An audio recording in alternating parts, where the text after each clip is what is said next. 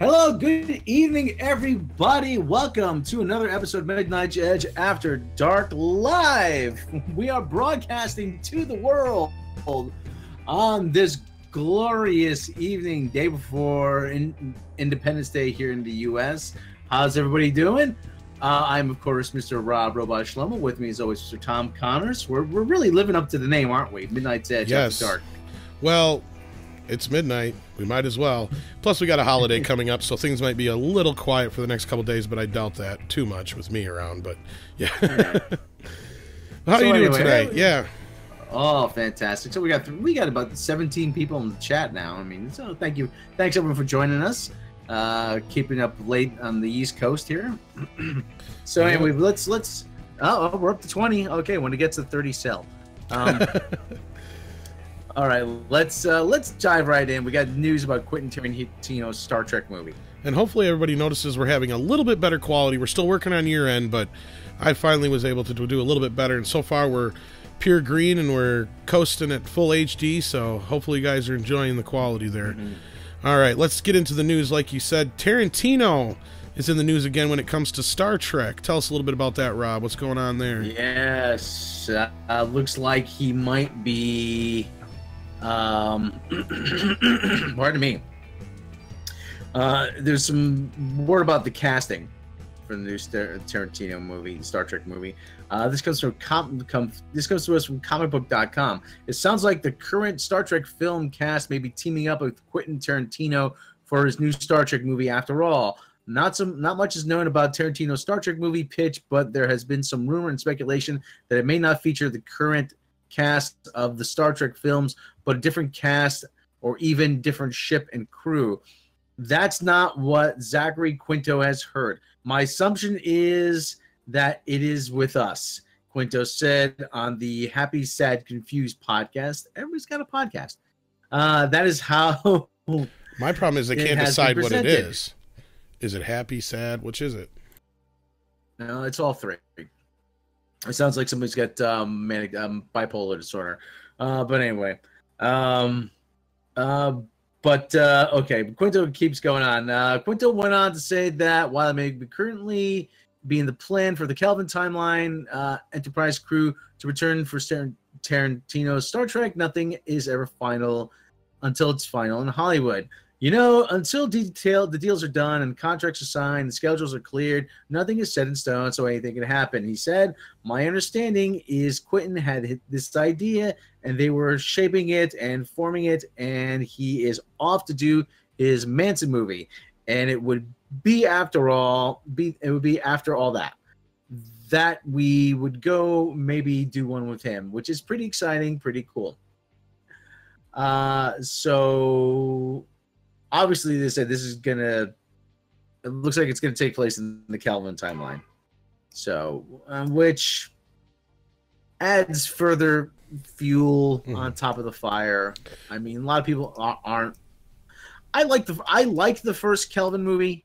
Liked past tense. Like, yeah, for the time it was good, and it's like, hey, cool, all right, this is kind of fun. You know, it's not Star Trek, but it's kind of an action kind of movie, but has the same names of people, and you know, who doesn't like Zoe Saldana, you know? So I actually liked the first Star Trek movie quite a bit more than I thought I was gonna. Yeah, I was drugged to it, completely kicking and screaming, and my girlfriend at the time was like, well, it looks like fun and it looks like all this stuff. I'm like, all the reasons you want to see it, I don't want to see it. I said, you're never going to convince me anybody else is, you know, Captain Kirk or Spock or Bones, just ain't going to happen. And I fell for the movie. The first movie's a lot of fun, but if you look at it from another angle, you're like, oh yeah, it's definitely not, you know, it's like Star Trek on speed. But at the same time, I said, at least they started their own timeline. They didn't try and say, oh, nope, this is going to totally redo everything that's before. You know, they set it up within the universe that this is an alternate timeline due to events that happen in the past, etc. So, or in the past as of Star Trek. But no, so yeah, continue. That's how I felt. But then, of course, like most people, Into Darkness, it was just like, why? Yeah. Well, anyways, they said it's Paramount has offered no hint as to what Tarantino's pitch is about, and neither has anyone, so nobody knows So nobody knows what's going on. But for now, everyone involved in the franchise likely focused on Star Trek 4, which was directed by S.J. Clarkson. And she was the one, oh God, what did she direct? She directed S.J. Clarkson. I remember the name, but I can't remember off the top of my head what she directed. It was something I did like. I was like, yeah, she did. While you're looking that up, I know there was like several reports that they were working on up to 3 or 4 different Star Trek properties for films. One of them being Star Trek 4, one of them being a Tarantino film, and a few other various things. The impression we got a lot of the time was the Tarantino thing was probably more of a publicity stunt, and nobody really knew what was going to come of it. And even some of our sources were saying, yeah, it's just to get funding and stuff like that. So hearing this, though, it sounds like they're kind of squashing Star Trek 4 and Tarantino Star Trek together, maybe. I could be wrong, but that's kind of the impression I'm getting anyway. Well, they said Star Trek 4 is still on the way. S.J. Clarkson, Cavalier, 1645, the Defenders. She also directed a few episodes of Life on Mars. And if you haven't seen Life on Mars, I mean, get off your ass. It is brilliant. I mean, we're talking about the UK version, the British version, not the American version. But I am not a fan of Quentin Tarantino. Full disclosure. For any of you say, if anybody out there, how can you not be a fan of Quentin Tarantino? I'm just not. Okay, that's all. I'm just not. Right. I saw Kill Bill. I said, what do I need to see this for? I've seen plenty of 70s kung fu movies. I don't need to see this. Well, if that's the only Tarantino movie you've seen, that's a bad representation. I've seen parts. I've seen parts of Pulp Fiction. I've never seen the whole thing. So you have to see the whole thing. We were kind of talking about this a little bit ahead of time. I'm surprised you don't like Tarantino, but I can understand how certain people can't, because he is very abrasive. His movies are in your face, and he has a very distinct style. Now, as far as Star Trek goes, I'm only going to be excited if he's actually directing. If he's just writing and okay, it'll probably have a decent story at least, but maybe a decent script if he actually works on the script. But if he's not directing, okay. And this other director, as far as that they've had attached, I have no issues with her either. That's not a problem. I think Paramount's grasping at straws right now, and that goes along with the 4 new Star Trek shows and whatnot they're working on too. Yeah. Baghead at 777 asks, "How old are you?" I mean, is that referring to me? I mean, or is Rob is 72. How old I am? Yes. Still in the 72. Not the. Actually, not be 73, which is the last time the Knicks won a championship. I'm old enough to know better and young enough to still care. That's how old I am. So, but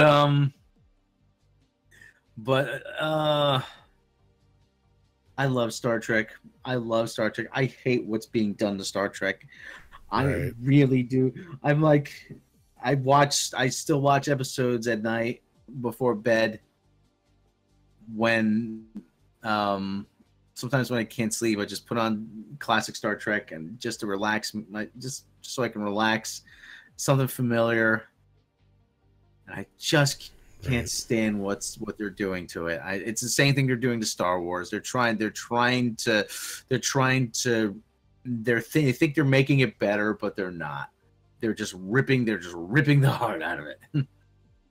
So anyway, speaking of having the heart ripped out of it, Star Trek is coming. Star Trek STD is coming to Hall H at Comic-Con this year. Speaking of the heart being ripped out of something. Yay. From Deadline, CBS All Access and CBS Television Studios have plans for bringing Star Trek Discovery STD to San Diego Comic-Con, led by a Hall H presentation on Friday, July 20th. Chock-full panel will include cast members Sonequa Martin, Mikey Sue Spock Green, Doug Jones, Shazad Bogo Vok Latif, Mary Tilly Big Boobed Weissman, Anthony I'm too gay for this TV show rap. Mary L'Oreal Chiflo Wilson. Too Oh sexy my. for Star Cruz. Trek. Too sexy Anson, for Star Trek. Anson, don't call me Pike Mount, along with executive producer Alex, I am a right herd, Kurtzman, and Heather Caden. Everybody just keeps failing upward. The panel will be moderated by Tig Notaro, who will appear in a guest role as Chief Engineer Reno for Season 2. The new season features co-creator, executive producer Kurtzman, world's worst superhero Kurtzman, going as solo as showrunner after the exit of showrunners Gretchen Berg and Aaron Harbert's exiting after Season 1. Among the topics that will be of mind for fans during Hall H Shindig, what if potential spin-offs might be coming to the Star Trek universe? Kurtzman recently closed a big overall deal with CBS Television Studios to oversee the expansion of the franchise with new series, mini-series, and other content, including animation. And there you go. And that's money well spent. Star Trek Discovery Fair won't be limited to Hall H. Activations include... Activations? You mean activities, you motherfuckers. Proofread your shit! Include a mirror universe experience during the confab at the hall with Michael J. Wolf Fine Art at the Michael J. Wolf Fine Arts Gallery, with a shop featuring Comic-Con exclusive merchandise, blah, blah, blah. Okay, whatever. Because they can't get any merchandise anywhere else. Yeah. Okay. You better sell a ton of merch. You're not going to be able to sell it anywhere else, guys. All right. Honestly, who the fuck cares? At this We're going to get some news. I guess it's timed perfectly for us to get some more Trek logs out there, so... Whatever. I don't even want to finish watching the first season. I don't care about the second season. I did watch the end of the first season, and you're not missing a whole lot. That's what everybody keeps telling me. So what's the point? But I got to, so oops. Random Game User 42 says, I'm so tired of these garbage tier websites that don't proofread. You know what? They fired all the fact checkers. They don't have fact checkers. Nobody's worked in journalism. You know, it's just like, who knows anything about Star Trek? Okay, you're on it. Well, it's just like they rush the shit out there. We're doing this live, so we're going to have issues. But when we don't do stuff live, we do our best to edit. If we fuck stuff up, we take it out so we don't sound like not only complete idiots, but just so you guys on the other side aren't going, come on, day, Junior, you know. It's like, come on, people. Just proofread it. All it takes is one other person to read it real quick. You know? Or even everything has spell check built into it, or Grammarly or whatever. Well, and the thing is I don't think they care because they know you're not going to read the article. All this stuff is clickbaity bullshit. It's all about the title, and you're not going to read past the first paragraph. Really, that's all you really need. That's all they're trying. That is at least one tenet of journalism that is still survived, is that even from the days of newspapers, they put all the information you need to know within the first couple paragraphs. Pretty much. So you can kind of breeze through the paper, yeah. But sometimes we find some of the best stuff buried deep inside the interviews and stuff in the stories. Oh yeah. E45 said, I figured the merger was going to affect Star Trek. The Star Trek movie and STD seems I'm wrong. See, I keep thinking they rushed everything into production to get ahead of the merger. That's the thing, and it's gone a little quiet on that front. I know they're waiting for certain court dates and stuff, but yeah, this is all just going to keep lingering on and on and on until that merger. And then once that merger happens or doesn't happen, we'll have to see. That's the big thing, because as of right now, these copyrights are still under two different houses, pretty much. Yeah, Rogue Final Fantasy, I guess 9. I thought the merger was still not done. They're still fighting. Yeah, there's some court action from Viacom. They were trying to squeeze. We've done a lot of coverage on it. Actually, Redstone. Yeah, we've done a lot of coverage. If you go back in our archives and search CBS Viacom, you'll find a lot of stuff. But, just go back through the podcast playlist and you'll see. Yeah, they're pretty prominent as far as CBS and stuff. Yeah, they're trying to squeeze out Sherry Redstone. So far, there hasn't been a whole lot about it. Doug 34 and SJW Brie Larson taking place of Captain America. laughter, laughing out loud, laughing out loud. You're not going to take the place. She's not going to take the place. Nobody can take the place of Captain America. What Chris Evans has done with that role, my God, everything's just going to pale in comparison. It really is. Right. But yeah, but we're getting off topic. I mean, just to finish that up, yeah, if we do lose Captain America the next film, she may take over as the leader role, but I doubt she'll ever take his place. But yeah, no, as far as I'd love to. Go ahead. I'd love to see Falcon say, you know, man, I miss Steve. So, you know, something like that. Yeah. You need to see Reservoir Dogs. No, I don't. So, Actually, it is a very good movie, Rob. That's what I'm trying to say. I think you would like Tarantino if you've seen anything but that film. That's not a very good representation of Tarantino movie, because that's really him making like an anime movie, is what it is. Reservoir Dogs? No. Kill Bill, sorry. To where that's that's different than any of his other films, and almost every one of his movies is different. But yeah, I think you should give him one more chance on a few titles, and if you still ain't into him, that's cool. But I'll see what's on Netflix, and we'll go from there. But, I definitely recommend Reservoir Dogs, because that's probably one of the more straightforward one of his films. And then from there, you know, there's a few other ones I could recommend, but definitely that's one you'd got to give a shot. Yeah, I make no promises, but anyway.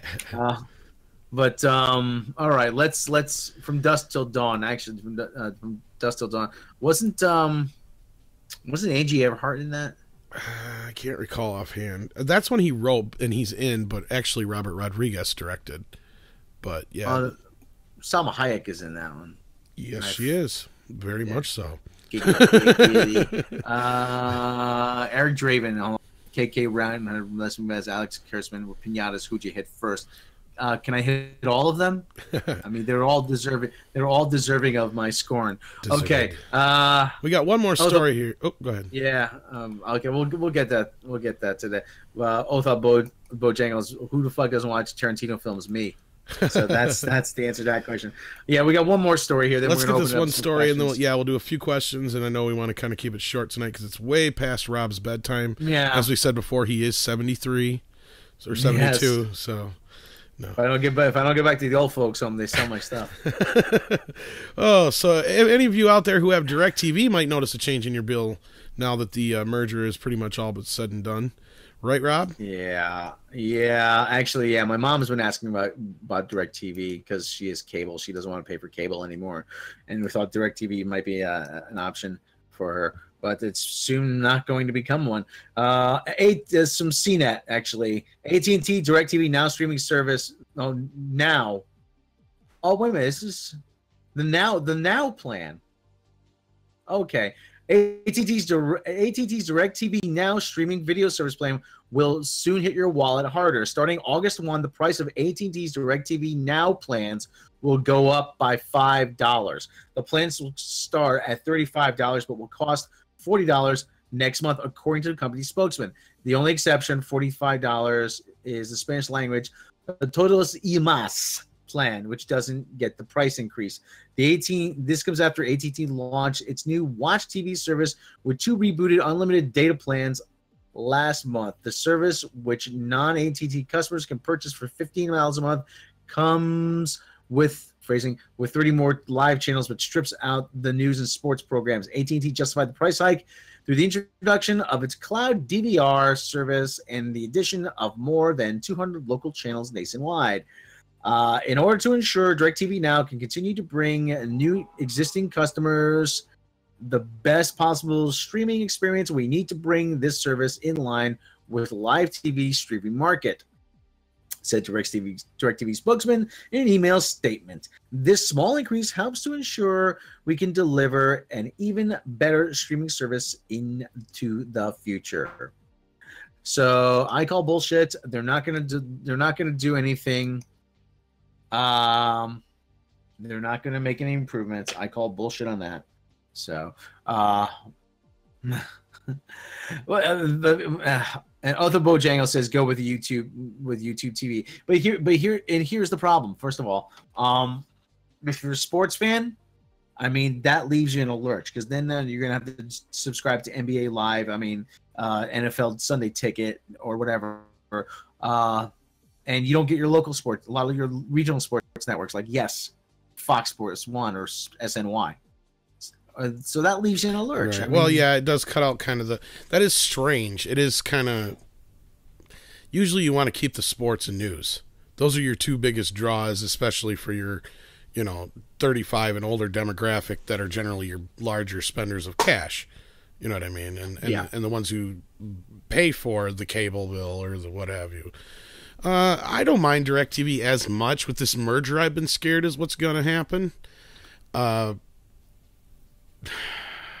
had DirecTV for a long time until their prices went up a while back, and I just couldn't pay for it. I just too much and didn't watch it enough, and that's just it. We've talked about this in so many different ways, in so many different forums, about the oversaturation, not just in, the television market, but what we're getting now with the streaming services, and that's the next big step anyway, is these streaming services. And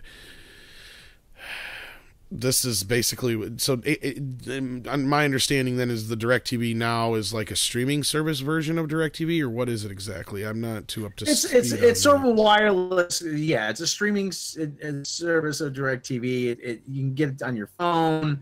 Like I don't have enough shit on my phone. Yeah. I'm looking at a YouTube TV's thing. They do carry Fox Sports 1, they carry Fox Sports 2, they carry NBC Sports Network, ESPN, ESPN2, ESPN Southeast Conference. Actually, they do carry the Yes Network. I'm surprised. I'm actually very surprised. But again, the big problem with that is now, to get high def, you're gonna have to get a really good internet package from whatever cable company, and they're going to charge you $70. Right. So $70 for the internet, and you're going to get $40 a month for YouTube TV. You're at the cost of cable. Exactly. That's just it. It's like you're stacking up the bills again, and this is what we keep talking about, like we said in other places, to where people are not going to want to keep their cable or DirecTV or Dish on top of, Netflix and Hulu and YouTube and Amazon and all this other crap that's out there. And the thing I keep running into is, like, I've tried like the PS4 network one they have. I don't remember exactly what it's called, but it's supposed to have like local channels and stuff on it. But in my area, it didn't have it.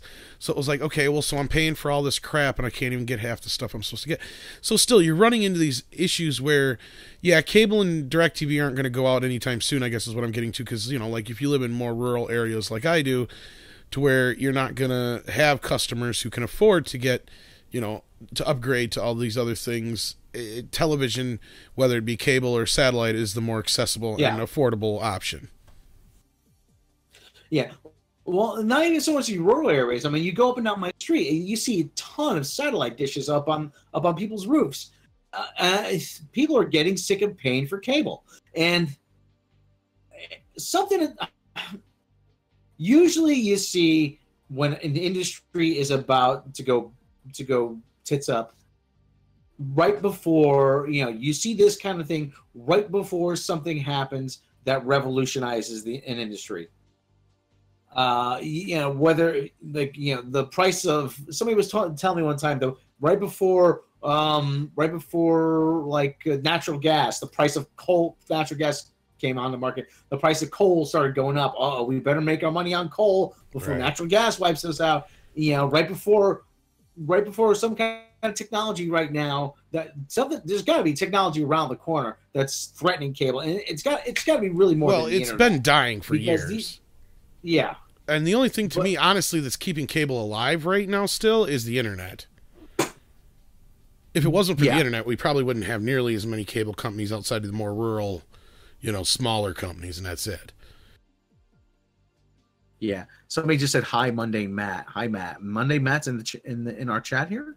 Is he? Yeah, Matt's in the chat. Yeah. If he wants to join in, let's see here. Oh, there he is. Yeah, okay, let's add him to the call. If you want to add Matt to the call. Sure. Like Ghostbusters 2016. Stretch. But anyway, go new. We lost you there. Probably because I'm adding Matt. So I'll have to stretch. Matt, do we got you? There we go.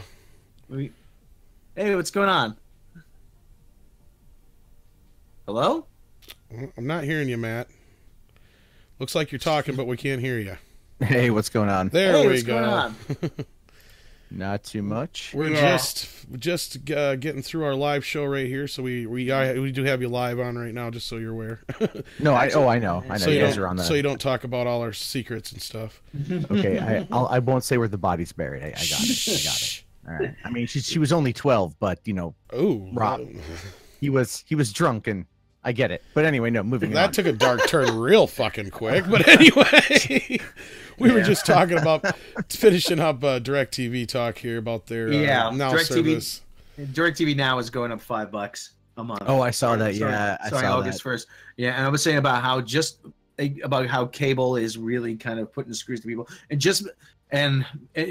and I was saying about how just before an industry dies, you see people try to extract as much money out of it. So I don't know if we're seeing cable die right now, but cable is sort of lumbering along. Now, when you say cable, you're referring to like cable television, cable packages, right? Yeah. Oh, okay. The only thing keeping cable alive right now are sports. Yeah. Well, there's that. And I said internet. Yeah, well, no, the internet, the internet though, because it's such a vague. I mean, there's a lot of small companies. Net neutrality, getting rid of it was supposed to allow smaller companies to come in, but that's not going to happen. But my point is like in areas where I live, like sometimes your only options are cable internet, and generally, unless you take like their cable with it and all that kind of stuff, you always end up the better deal always ends up being like the package, or at least so they lead you to believe. But that's my point. Is if it wasn't for rural areas and stuff like that, it probably would be dead. But yeah, well, I've lived in a couple major cities, so the way it works is the cable companies carve out territories. Oh yeah, right. So it's like when I lived in San Diego, we had Cox Communications. And that was great. I thought they were fantastic to work with for years. Then I went to LA and I had Time Warner. But my only other option was at&t Uverse. So it was either Time Warner for cable, which I needed, or it was going to be DSL. And back in 2010, nobody wanted DSL, so you had to go with that. And then Time Warner, they keep giving you these deals that last a year. And then now I'm with Comcast, and Comcast is a shady fucking asshole.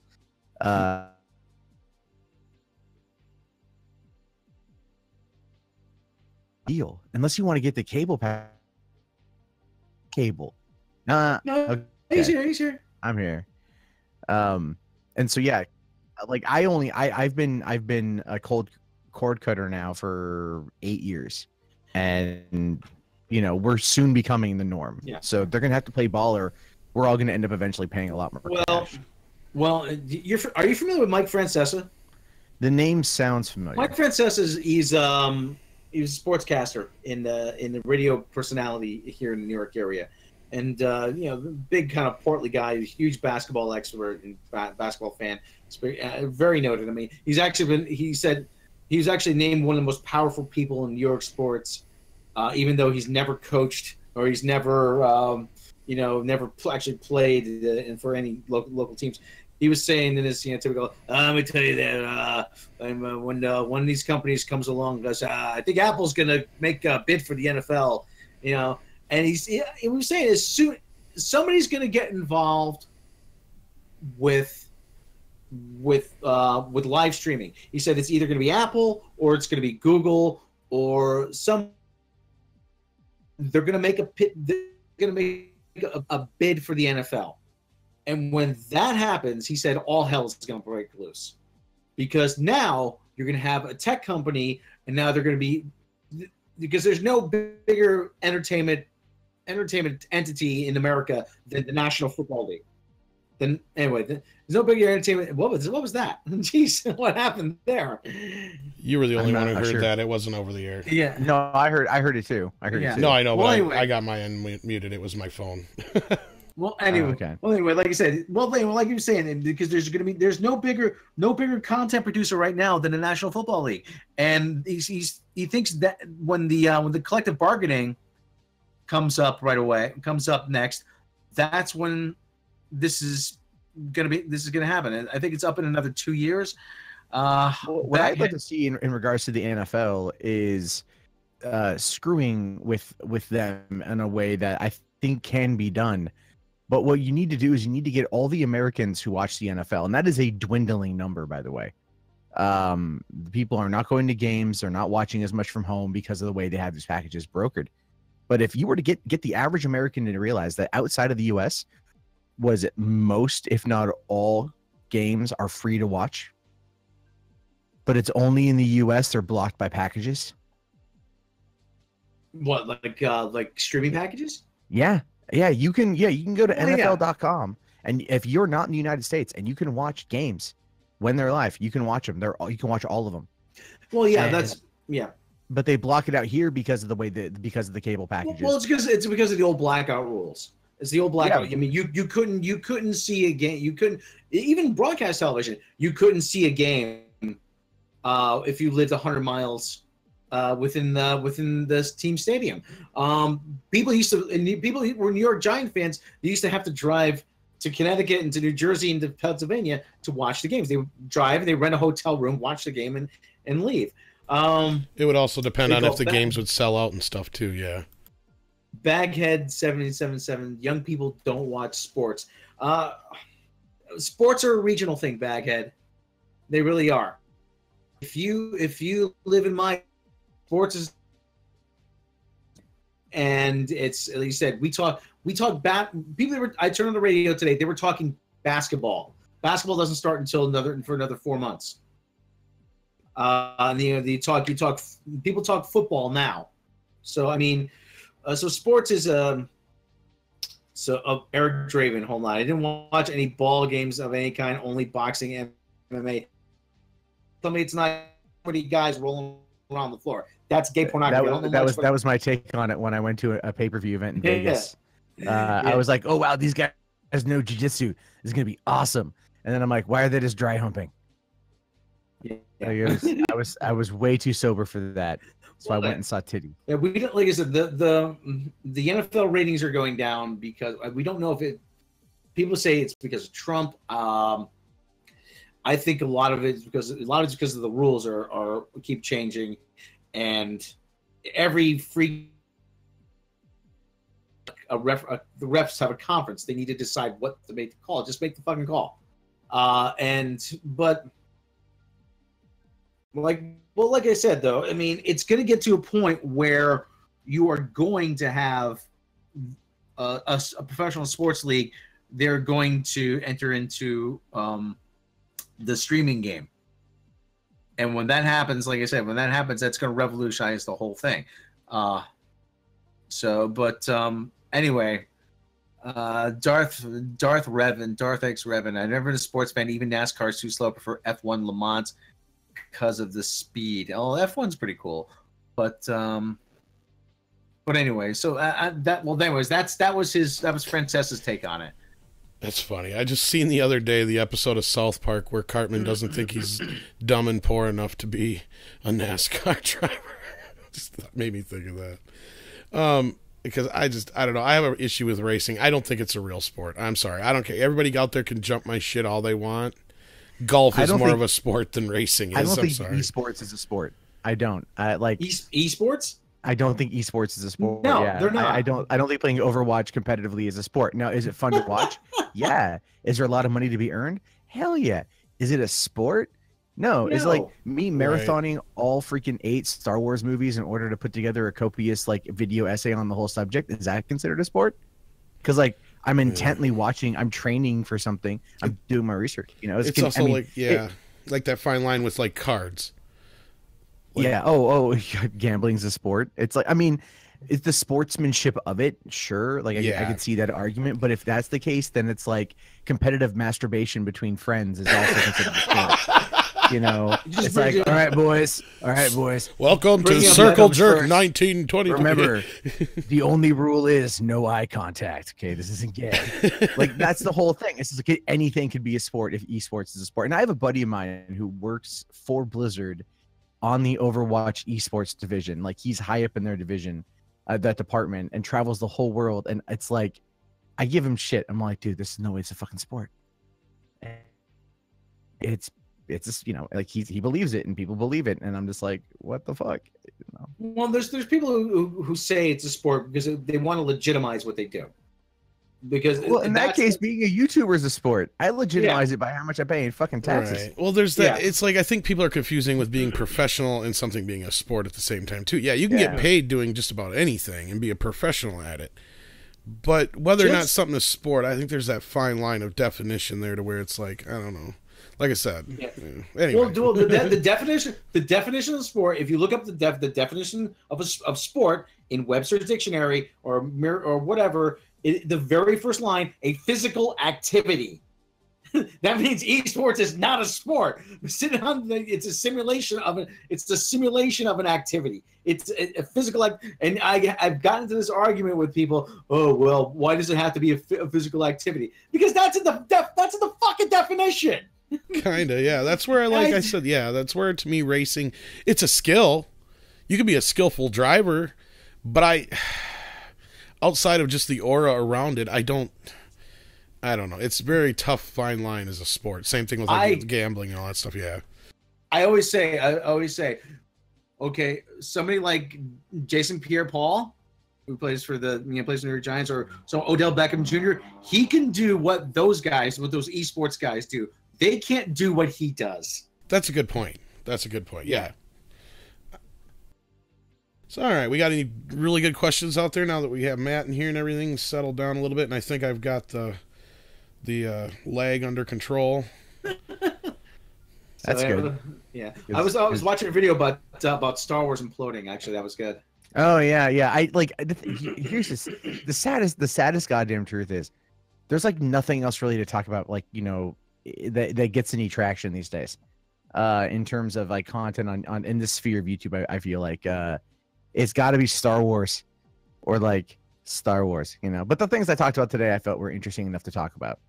And I actually was going to do that Rian Johnson one over the weekend, but then I just kind of said fuck it and took a break. Hey Matt, you're talking about me again? Hey, what's going on, Matt? Did you see my thumbnail? Like, I like my thumbnail. That thumbnail's great. You made him look like a Canadian. That was funny. Yeah. Like, I don't know why. I was in South Park, so somebody doesn't think I'm being racist. But yeah. Yeah, I just saw like that. Or whatever. Well, because no, here's the thing. When I first read his response, like that comment back, I thought that was a sweet response, and then I reread it, and I'm all like, "Oh, that's a selfish thing to say." Yeah, I've seen a couple different versions of it, and a lot of them leave out a lot of the comments, and there was some pretty good comments on his. It's not his comments, but comments back at him. Yeah, that were like, he's basically saying, "I'm sorry, you're not smart enough to understand my movie." He's like the Anita Sarkeesian of Star Wars at this point. It's just he's so protected by people. He's, you know, like, you got, what was it, Christopher McQuarrie coming out today saying, like, you know, if I dealt with 5 minutes what my buddy Ryan here dealt with, I never wanted to direct a Star Wars movie. And it's all like, you'd make a good movie though. Like, there's, you know, you could just make The Way of the Gun but in space and set in Star Wars, and it'd be awesome. Yes, you guys ever see The Way of the Gun? Oh no, actually I haven't. I haven't, but I've heard of it. Yeah. It's Benicio del Toro, Ryan Phillippe from like 2001, I think. Actually, maybe I have. I've seen so many movies back when I was working in the videos. I don't remember half the titles. Well, I would say that Christopher McQuarrie, like, if Tom Cruise ever goes into the Star Wars universe, like, Christopher McQuarrie will direct the movie. I guarantee it.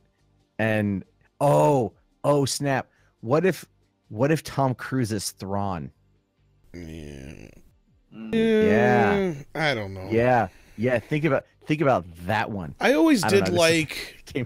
See, George Lucas always had this idea that none of the characters should really be played by huge stars, because otherwise that detracts from the fantasy aspect.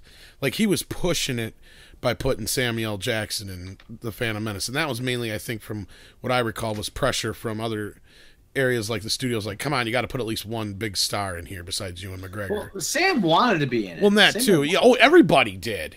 I'm sure every Tom, Dick, and Harry in Hollywood, when they heard that a new Star Wars movie was being made back in 97, 98, was like, I want to be in that sumbitch. I'm sure everybody did at that time. Well, if I recall correctly, in Attack of the Clones, NSYNC has a cameo, but it got cut. Yeah. And then got cut. Okay. Yeah, and then like the whole thing with Christopher Lee was the whole thing with Christopher Lee was it was more of an homage because Lucas actually offered him the role of Tarkin, I believe it was, and he turned it down. And he always said to George, that was the biggest mistake I ever made in my life. And so he's like, all right, well, if I ever make another one, I'll throw you in. And that was the whole thing with Dooku. Like, Dooku was specifically written for Christopher Lee. That's the only other example of a huge star that was brought in. But that, like I said, as far as I know, that was just because he was offered the role of Tarkin and he turned it down. But yeah. Peter Cushing did a great job for like the little bit. Oh he yeah. was in it. Oh yeah. And then of course, like I still stand by the whole Rogue One usage of that was fantastic. Oliver Smith. I'm sorry. Go ahead. No, that was it. I'm saying it was great. Oliver Smith once asks, "What do you think the future of Episode 9 will hold for Lucasfilm?" That's directed to you, Matt. Oh, well, Episode 9 is going to determine everyone's fate, and I mean, both figuratively and literally. It's going to determine the fate of where the franchise goes. It's going to determine the fate of who continues on running the show. I mean, that is if Kathleen Kennedy even makes it that far. I don't think she will. I think she'll be out for the end of the year. I think they're going to bring someone else in. Well, I'm believing a lot of the reports because they haven't denied them. Yeah, that's the thing, is like they haven't come out and said anything. I was watching like John Campea yesterday, and he talked about the Grace Randolph scoop on that. And he says, like, I believe that she heard that, but I don't believe that it's real because that would be against Bob Iger. That would make him a really scummy person. I'm all like, yeah, but if you're talking like there's billions of dollars that are essentially on the line here, and this coming after the Solo debacle almost fucked the Disney Fox deal, right? And it did. That and Roseanne almost screwed the deal. The stock. Yeah, I watched that video you did earlier on that. Yeah. I think what we're trying to say here is everyone in this chat should be watching $3 Theater. I'll show my shit. Oh, anyway, no, poaching! No, just kidding. Actually, I think we're all like part of the same like cluster group as it is anyway. For the most part, I mean, there's a lot of overlap, but that's kind of what this should be, though. We should all be just. I mean, yeah, you know what? There's a little good natured rivalries, but everybody should be these networks where everybody kind of contributes to each other's shit. Well, and I got to give Geeks Gamers and them guys a little bit of credit because it seems like they are reaching out to other people a little bit more instead of just assuming. Yeah, shit. I caught part of Geeks and Gamers stream today, and he starts. There's something that they're doing called the High Council. And I don't know if that's like if that's like a podcast. Yeah, it is. Well, it's like a live show, kind of like what we're doing now. And I think they've been trying to get us involved with that and a few other things too, from what I've been hearing through the grapevine. They haven't reached out to me in case anyone's wondering. It's like him. That's okay though. It's not going to happen. I guarantee it's not going to happen. It's like the guy from Geeks and Gamers, the Ethan Van Scriber, and the guy from World Class Bullshitters. Oh yeah, they will never have me on their program. I encountered a guy at VidCon that had his Soylo shirt on. Right, I'm not even kidding you. The dude wore it 2 days in a row, and on the second day, I actually went up to him and I'm all like, oh, so I see you watch Ethan videos, and he's all like, yeah, they're great. And I'm all like, yeah, but too bad they're not real, they're not true, they're fake. And I called him out on it too. I legitimately called him out on it, and he's all like, well, I mean, I'm like, no, like look at, and I gave specific examples about why they're full of shit, and he's like, well, they're entertainment. I'm like, no, that I grant you, they're entertainment, but it's like. You sit there and like believe it, and it's like, but the guy was cool. I kind of came at him a little bit about it because I wanted to see what his response would be, and then we ended up getting a picture together and stuff.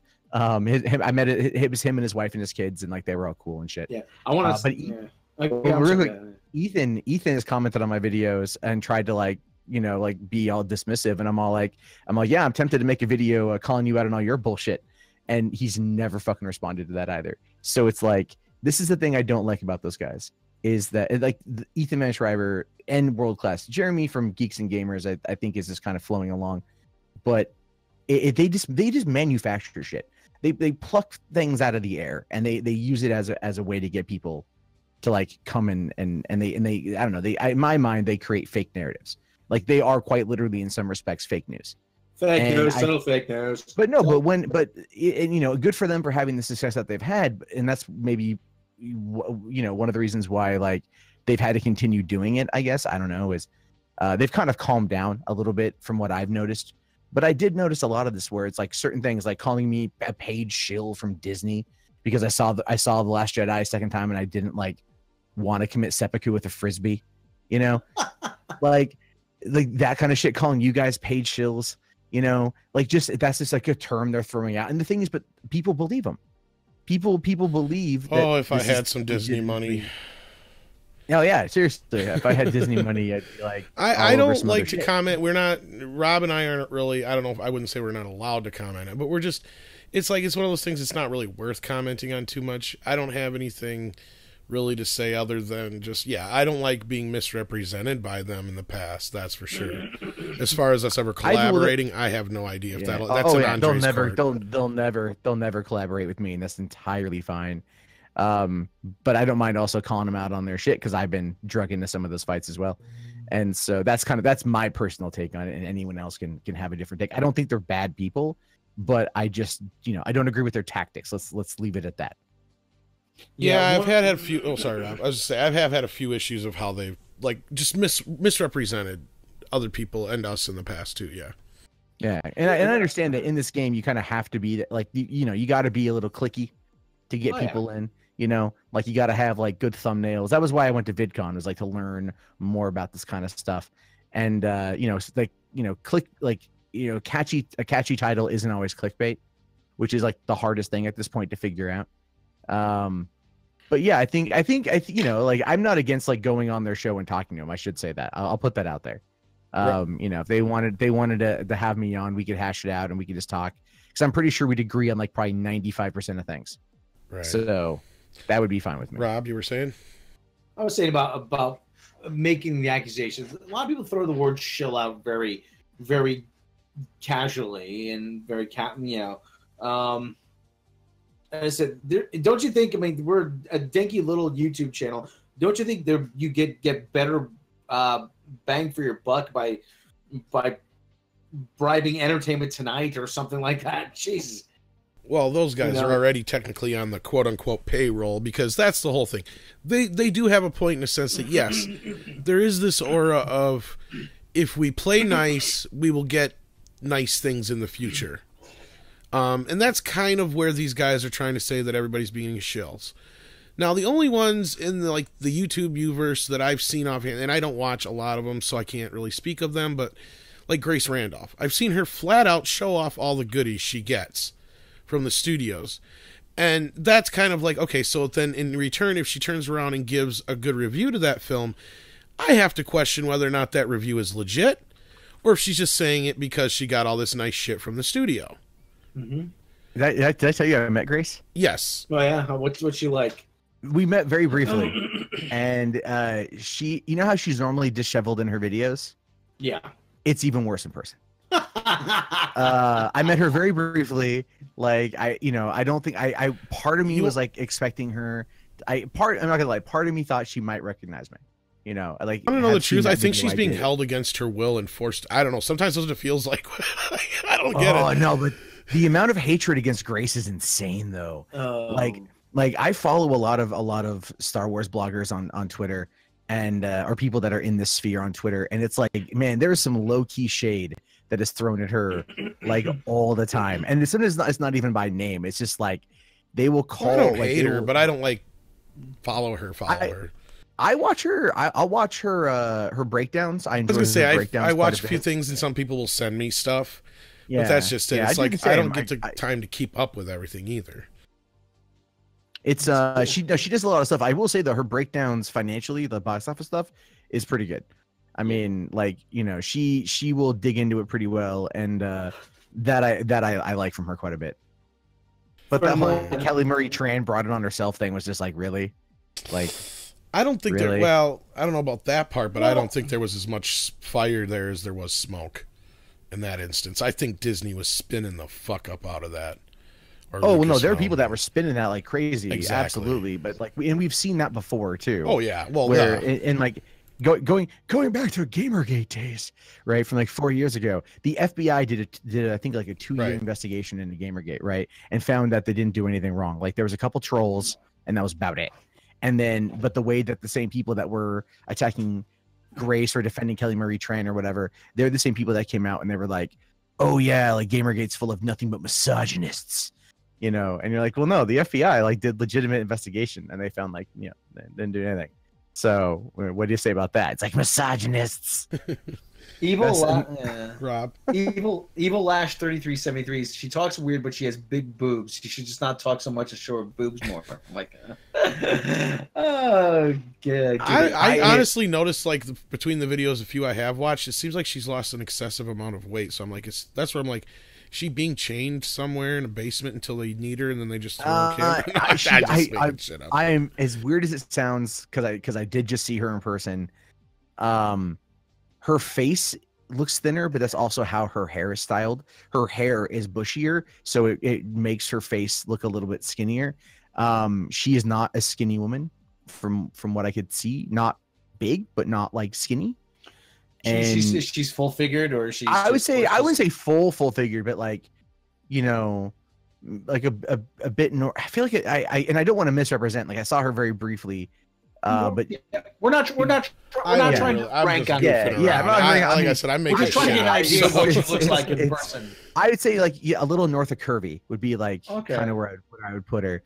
But then again, she was wearing baggy clothes when I saw her. It was Anaheim. It was hot, right? Like and I saw her a couple times walking around. I just happened to pass by her at one point and was like, "Oh, hey, Grace, nice to meet you. I'm Matt." And she's like, "Oh, nice to meet you too." And then she took off. Like, I think she had shit to do. But when you talk about her getting the free stuff, go back to did you ever watch her Ghostbusters review from 2 years ago?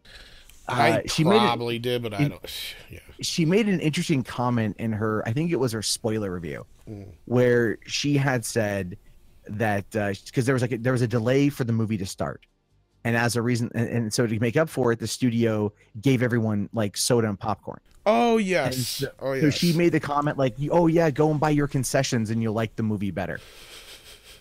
And that to me was just the weirdest thing. It was such a weird thing. Like, what is it about getting concessions that's going to make this movie better? I've seen it twice. I ate food during it both times. It didn't. It's gonna take like a tuna sub for me to appreciate that movie, not just popcorn, whatever. But anyway, that's a couple shots of Jack Daniels. Maybe a hand job. More than that. No, I was gonna say you're gonna need to pull out all the goddamn stops. People are too easy on that movie in some instances. Like, it's not as bad as you say. It's like, no, there's specific points in that movie where they directly stop the film to call out the bullshit that was going on outside of the movie, which at that moment in time tells me it's game on. Like, you just fucked it up right there, because from the start it was bad enough they couldn't keep their mouth shut and just let it be, let the movie speak for itself. Oh, the movie spoke for itself, in more than one way. You guys all know that, but yeah. But anyway, you were saying, Rob, about Andre?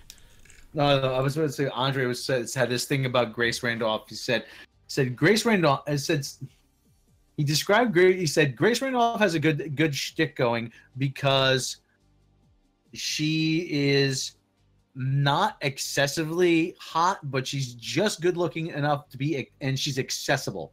That's how Andre described her. So that makes you kind of like, yeah, I think I could probably pick her up somewhere in a bar, buy her a couple drinks. That's a horrible thing. It's all like, I'm glad I'm not part of this conversation right now. That is. I mean, I get what he's saying there. Yeah. Sure. She's like everyday attractive, I say you started out okay, and you could have saved it, but instead you went down the wrong road. I went down a completely different rabbit hole. Yeah, I don't know. You should have just said she seems like the gamer, the gamer chick next door. I would have gone with instead of I could have picked her up in a bar, but that's just me. Like, we're not talking closing time, but getting kind of close. Oh Jesus! Right, and then Matt has to make it worse. I'm just over here like. This is gonna get back to me, and Andre's gonna be like, "What the fuck were you guys doing?" Blame it all on me. Just blame it all on me. It's fine. Everything bad is blame on me. I think Andre likes me enough to let it kind of skate by. Random game user. Do we need to send Rob an escort? No, we don't. That's fine. You know what it is though, is I feel like there's not a lot of, I could really use somebody to do some dishes. And stuff like that. Not in a sexist way, but I have no time to clean house, so that's my problem. Yeah, George, I would recommend maid over. I'd recommend. So yeah, if somebody wants to send me anything, send me like a maid or somebody to come clean my house. That'd be great. like a blow up Roomba. Sure, my dog would love that. So Just put a blow up doll on a Roomba. Honey, I'm home. Twap, twap, twap, twap, twap. But no, I was gonna say, like, what I feel like in regards to Grace Randolph is she's kind of like I want to say almost like a unicorn. Only because can you think of any other female on YouTube that does what she does? She definitely is like the prototypical geek female reviewer. Yeah. That I will give, but there are other ones out there that have a similar take on it that may not be as big, but were probably there before she was. Because I remember watching a lot of female reviewers way before I remember seeing Grace, but she just happened to find her niche and a lot. Yeah. Alachia, Cavalier 1645. Alachia, actually. Oh yeah, I know Alachia, but she doesn't get like she seems like she's infrequent, and I'm subscribed to her. Usually I don't see like because I never watch reviews before I go see a movie. Well, she says she occasionally she brings up a lot of her personal problems. She like deals with depression we can't really fault her for that. But there's a reason I don't have like a personal blog. Y'all don't want to hear about my life. Trust me, Rob has to deal with that shit enough. I talk to you enough in private, I know. Yeah. But you don't even hear the half of it, man. No, I'm kidding. I'm just giving you a hard time. Yeah, there's another one, Jessie Milestone, and she rants a lot and she gets really angry. She's kind of interesting, but she's a lot to take though. But there was one. I don't know if I'd call her a reviewer though. In this Andre's the editorial or opinion piece about Solo, what happened, and there was just this one.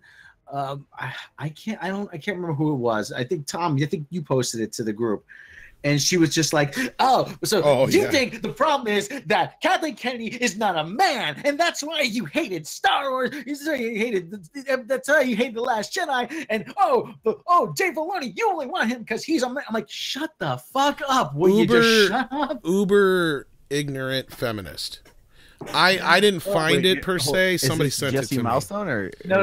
This is not Jessie Milestone. She wasn't. Yeah, she was really like. Cool. I shouldn't even have probably shared it. I gave her more traction by sharing it. But the sad part is like, it was just. It made me laugh because it was just so. It was almost like it was borderline parody. That's how bad it was. And if she wasn't backing herself up in the comments and stuff, you can almost present it as a parody, but everybody be like, why would you do it? Because, it's just that off the wall. Almost as annoying as Donna Dickens with her shit, Oh, Donna. Oh, Donna. Oh, Donna. Donna Don't Dickens. say it again or we got to pay Richie Valens' estate. I'm just saying, like, oh man, I saw her at Comic-Con like 2 years ago. And like, it was the weird, no, so like, I'm in the press area because that's how I roll and shit, right? Never once paid to go to Comic-Con, 18 years, bitch. But no, I go get my press badge and I'm in the press area waiting for the door to open. And I look over and I see like Devin Faraci, right? And I see like he used to run Birth Badass Digest or Birth Movies Death before the sexual harassment claims. By the way, this is a guy who equated Gamergaters to being worse than plantation owners and worse than ISIS on the day ISIS beheaded an American journalist, by the way. So it gives you just a little bit of an idea of who this chestnut of a human being is. Okay, Jimmy One wants to know who is Donna. Donna Dickens is a blogger, and she's like an uber feminist blogger, and she's always saying about how everything is so great because we millennials are changing it, and we're diversity and blah blah blah.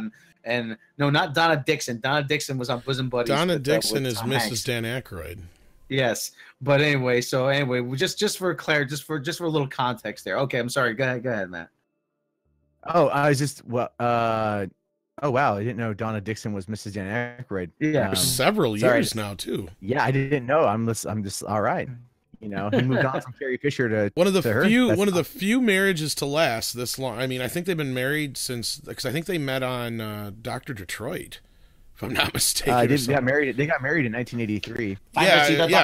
Dr. Detroit. Yeah. Nice. So anyways, good for Aykroyd. Good for Aykroyd. All I'm saying. Anyway, no, Donna Dickens is very much like she runs the 2 steps forward, 1 step back or whatever. It was on HitFix. And then Uproxx picked it up, and then she's working on their But she's really into what is it? She's really into the feminism stuff and the social justice warrior stuff. And I just, I've read her work, and it's like, it's like, what? We lost you there, Matt. Sorry. To pick her, show her a good time, and just like dump her by the side of I-5 or somewhere, No, I saw, the thing is, I saw her there. I saw like that cabal of like the social justice movie bloggers all together in one spot, and I'm right there, and I'm all like, I guarantee, like, I don't know if they recognized me, I don't know if they saw me. I was like 2 feet away from Devin Faraci, and I legitimately hate this man. It's rare for me to legitimately hate anybody, but I legitimately hate this man. Was Arthur Chu there? No, Arthur Chu never leaves his hovel.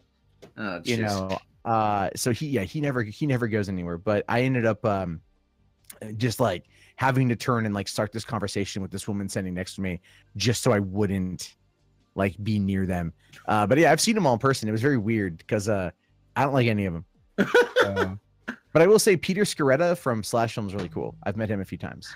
But what is it about? I've read their work, and it just every time. Do you know who Kyle Kalinske is from Secular Talk? Yeah, I know Kyle. Okay, do you know him personally or not? Do you know of him? Or? I know, I watch his stuff occasionally. I want to yell at him half the time, but like, oh yeah, but he actually did a good bit about how when you start with when you overreact to a lot of this shit, and he said, this is the kind of stuff that makes people turned off to the left. Because you fight these battles, and just the normal people who you could very easily sway to your side, sway to your cause, they just go, oh God, no, here we go again. Oh no, not again. And it's just like, what? And it's just like, what now? Every time I see Donna Dickens' name in the byline or somebody like that, it's just like, what are you complaining about now? And you just hear the lips flapping, but it's like in one ear, out the other. Well, and that is a lot of what she does, is simply that. It's just that's what she's being quite literally paid to do. Yeah. And it worked for HitFix for a while, because that was what they wanted to put out there.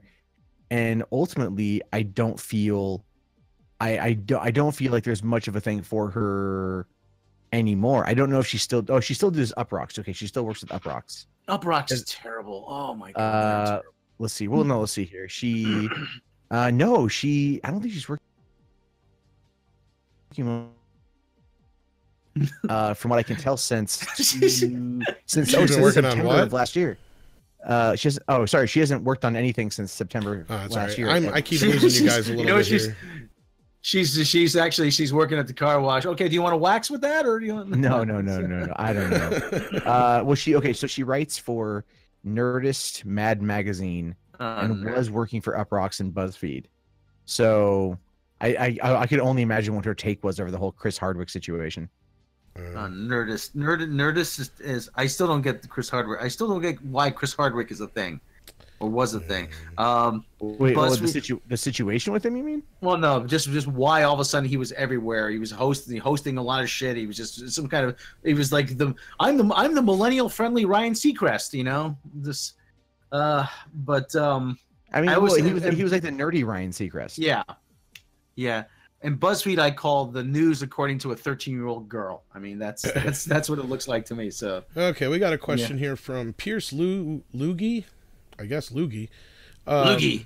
Midnight's Edge After Dark. What are your guys' feelings on Jurassic World: Fallen Kingdom? I felt it would have been good if the characters weren't so terrible, but what would you guys do to fix it? I just wouldn't have done it. I didn't like it at all. I'm sorry, it was horrible.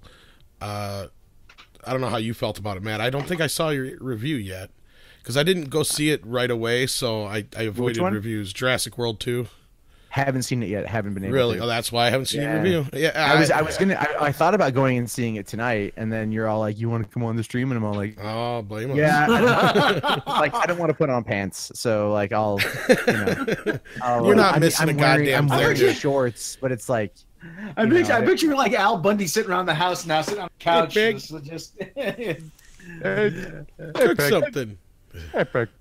No, I just no, I'm wearing shorts. You're not obviously. missing a I goddamn didn't really, thing. It's Lost World all over again, basically, only worse. I've heard it's better, is what I've heard. Fuck so that. I loved Lost I've heard World. a lot of. Really? I did, and I don't. I'm not afraid to admit it. I love that, especially that's that okay, last man. third we all act. have movies like that. I love monster movies and Godzilla movies and stuff like that. So that third act to me is just like, this is the shit I've been waiting for. So that really made up for any shortcomings in the first part. But that is the worst part of Jurassic World, Lost Kingdom, whatever the hell you want to call it. Because the first half is okay, but then the last half of the movie takes place in a mansion. And you're just like, the belief factor goes out the window with everything. Okay, well, don't say anything else because I haven't seen. I want to see it. You're not. It's pretty much, it's nothing special. No, I don't like that. I don't like that. You're not missing anything. My best friend used to do that all the time. He's like, no, this isn't a spoiler, but go ahead and see it. Here. I'm not going to stop you there. I want to hear your thoughts on it, but you really like at this point, I don't know. It's doing well. I get that. I've heard nothing but good things. You're like, that's the first negative. Really? Thing. I hear. Yeah. Well, maybe it's because I'm closer to my bubble over here. Yeah, but maybe. To be fair, though, I've also avoided a lot of information surrounding the film. I've seen a few things pop up on Twitter about it. People that I know who've gone and seen it on Facebook and whatnot. And the people, but the thing is, the people who I know who go see movies tend to go into like, when I worked at the drive-in, we all tend to like pretty much everything, and that had a lot to do with the fact that like you're stuck watching the same movies over and over and over again. You kind of start to like them. It's a really weird Stockholm. Well, I had the opposite issue with it. Is like I got to the point where I could understand critics more so the more movies I saw. Yeah. But so, no, I'll just say this in the defense of it. I love, like I said before, monster movies. If you could give me a rubber creature in a movie, I will forgive it for a lot of shit. The last two Jurassic films have just made me feel like we deserve better from this franchise, basically. I guess I can get that. I can get that. There's, honestly, like, the practical side of things. Shit, the last three, but yeah, whatever. I would say my movie. You love monster movies and defend. My movie that I defend like that is Sahara, even though it's not very good. It's a great movie. It's a great movie. I don't give a fuck what anyone says. I love Sahara. I love. And have you ever read the Clive Cussler novels? I have not read that novel, but I've read other novels, and I love Clive Cussler novels. Oh, okay, right on, man, right on. Because it's hard enough finding other people who are into Clive Cussler. I haven't read a lot of them, but the ones I have read, like, okay, here's what I like about Clive Cussler novel. Clive Cussler, yeah. You like high adventure, right? Oh yeah. Here's the thing: they take a real world situation, and then they attach a very fantastical element to it, and then add in their characters, and that's the whole thing, and it works. Oh yeah. It just works. Like the one I read was, okay, so back in the early 2000s, there was this algae that was threatening to infect the ocean. It was in San Diego. It was this bottom feeding algae or whatever. And then there's one of the books that they wrote, I think it was like The Lost City or something, where they took that particular aspect of it, attached a family from World War I that was a gun runner that had been able to use that like as an enzyme to basically live forever and like do a bunch of other crazy shit. The book opened up with a World War I dogfight. Oh yeah. You know what I mean? Like it was just like, it was a really, really fun book to read. And that's what I love.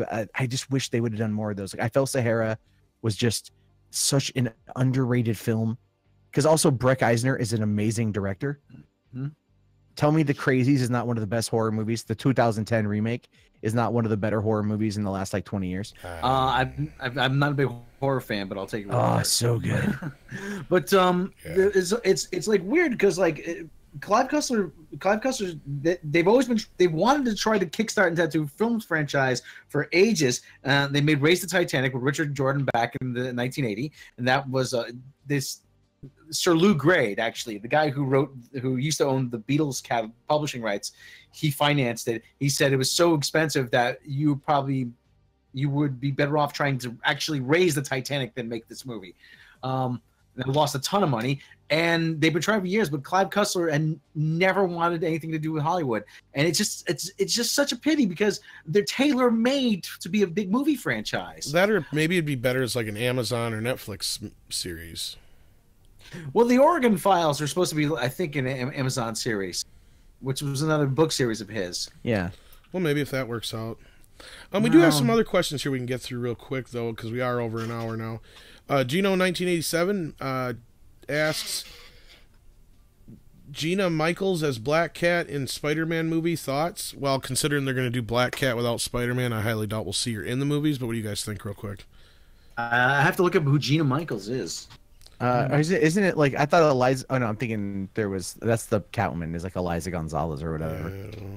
I don't know, like, there's an article I saw pop up the other day that asked the question, why does the Venom trailer have 64 million views? People like, who the fuck is watching this trailer? Like, that's the question that they were asking, and I'm all like, I'm very curious because I felt that the story trailer they released was pretty goddamn bad. Right. Gina Michaels or Gianna Michaels is a yeah, it's kind of I might be saying it weird. Oh, weird. Gian. I don't think you are, Tom. I think we just stumbled into your Pornhub browser. No, this is fucking. Oh, you mean his? Yeah, because I'm not looking it up. I don't know who she is. Not yet. But that for later. Oh yeah. There was another good question here too, though. I'm trying to find. Venom looks like Miley Cyrus. Yeah. Fan art exhibit asks, "Do you guys see parallels between Episode 9 and Justice League?" Well, Rob and I have definitely said we have, and Andre has in his editorial. So I guess we'll let Matt take this one on the lead. No, I don't, because it's you can't sit there and draw the parallels because the movie hasn't been shot yet. And now I would, but I did listen to Andre's editorial. And I get what he's trying to talk about in a sense in regards that to like Batman v Superman and the studio stuff, but I was gonna say I would say Batman v Superman. The last Jedi was the Batman v Superman. Solo was the Justice League. So yeah, Star Wars has found itself in the same position. No. I think Solo is the Suicide Squad. No, that was Rogue One. But anyway, no, seriously though, like after this, Episode 9 is in a really funky place to where it's gonna make or break a lot of shit. I think you even said that earlier, Matt. Yeah, no, it is. It's gonna end up being in that same way the Justice League too at the same time. But I think the make or break shit for DC is gonna be more with Aquaman and Wonder Woman 2. Yeah, because Wonder Woman 2 is gonna determine whether or not she's gonna be able to carry a franchise on her own too. And Aquaman, as I call it, Sons of Aquamanarchy, will probably do okay because it doesn't have a ton of competition. But Star Wars is in a weird place where it has to win back the fans, and that's unheard of now. It really is, if you think about it. Winning back the fans? Yeah, Star Wars. Yeah, he's got a point there because DC is a little different. They're kind of like, okay, DC had a built-in fan base already before DC Universe started. Now you lost the movie fans in a sense that they're not gonna show up in droves like they would normally for this universe anymore. Now, if they were to start a cold reboot and it was decent, they might be in better shape. Who knows? DC has a lot better chance at winning fans back than Star Wars does at this point. That I will, I'll say you're right there. The fans on Star Wars will come back if there's a good movie. That's the entire thing. Yeah, but even Solo wasn't good enough. Even though I didn't like it, a lot of people did. Solo was just a byproduct of outrage.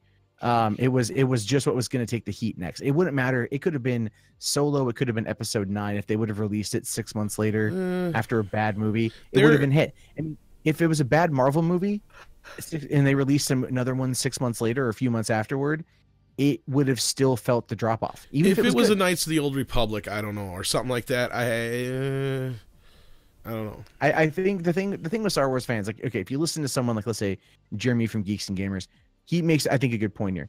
He's just like, look, he's like, I'm a big fan. I want to see the franchise get back to the way that it was, and I want to see the franchise be great again. And that's what a lot of the fans want. The fans are basically being very direct here with their demands. Their demands are get rid of Kennedy, bring in someone who cares, or just bring in someone who cares, right? Like, that's it. That's what they want. And they want someone to tell them that things are going to be okay.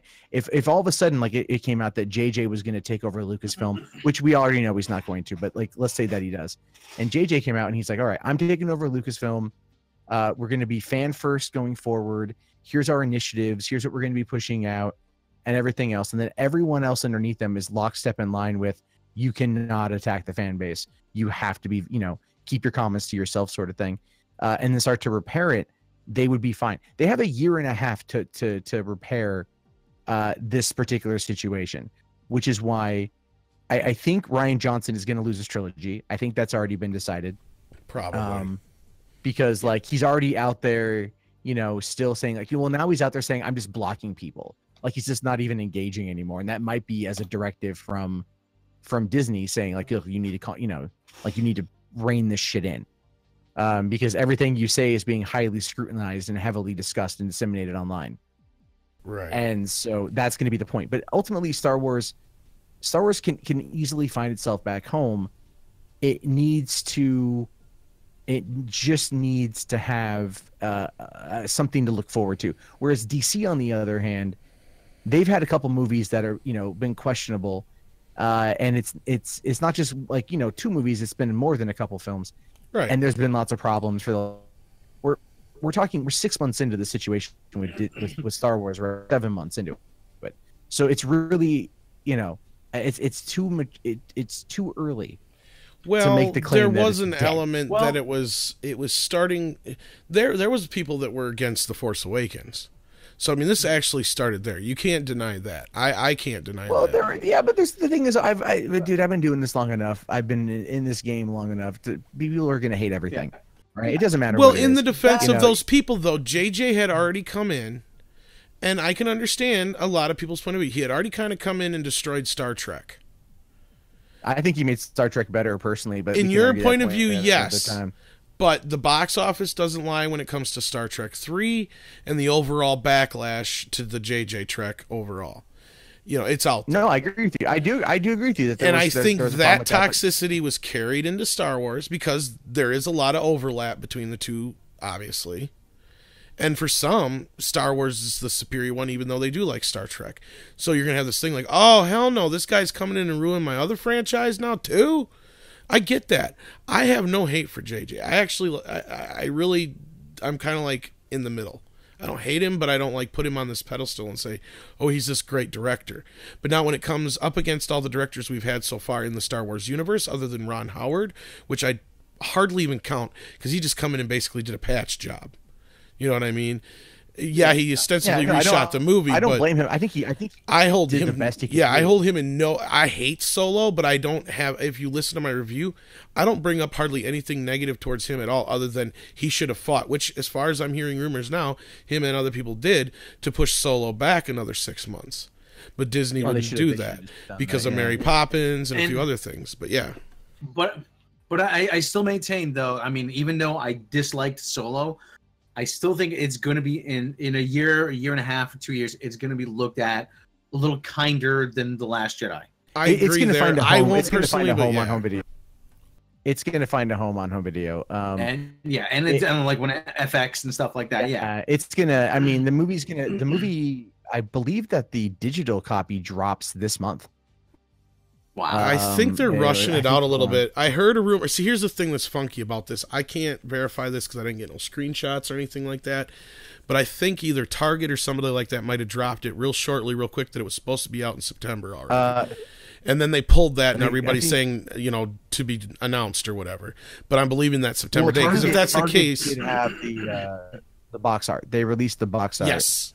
And that's the thing is I can't verify it because I didn't get a screenshot, but I swear the first time I looked, I think it said September 28th or something like that, maybe. It's going to be released. It's going to be released. I think it's going to hit digital by Labor Day, if anything. Yeah. Here's and interestingly enough, I've been checking the cam sites to just see, like, I look to see what movies are, like, when movies get bootlegged and whatnot. Not that I download and watch, but I just see what's out. Right. And sure. No, I just like I find the quality how it's, you know, last like 2 decades has been very interesting. You know, just compared to, you know, anyway, it doesn't really matter. But I haven't seen Solo.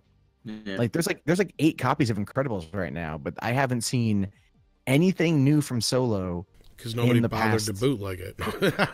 I know there was a couple people that did, and it went down right away. But they they haven't gone back and brought it up again. Well, and I find it interesting. I think they're waiting for the Korea subs though. Yeah. When the Korean copy comes out. But somebody just said in the chat though about episode 9.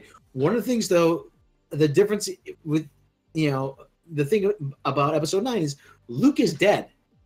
That's one of the big things about Luke. I mean, the guy. That's what I was getting at before. Savior, the savior of the galaxy, the guy who destroyed the Empire and brought his father back from the dark side. He went out like a bitch. I mean, jeez. I'm gonna say. I'm tuckered out. I've already called it though. Luke's not dead. No. So, well, right. No, but the point that But just for context, like what you're talking about, Rob, was the comment that said, yeah, they basically encapsulated what I was trying to say. DC can be rebooted because it's a superhero franchise. Luke's dead, though. You have major problems with Star Wars where you can't just turn around and reboot it. They're not going to make it a dream. It's not gonna, all these fan, theories that, maybe they can reverse it this way or do it this way. It's not going to happen. It's still but the other canon. Thing, yeah.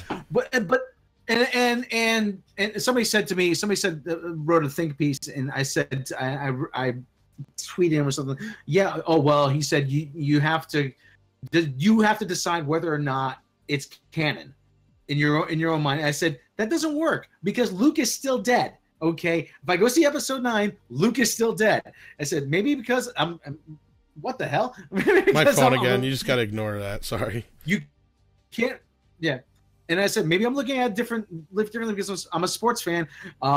Game 5 of the 1993 Eastern Conference Finals, Charles Smith still goes 0 for 4 under the basket against the Chicago Bulls. Nothing erases that. I can't decide whether or not that it happened.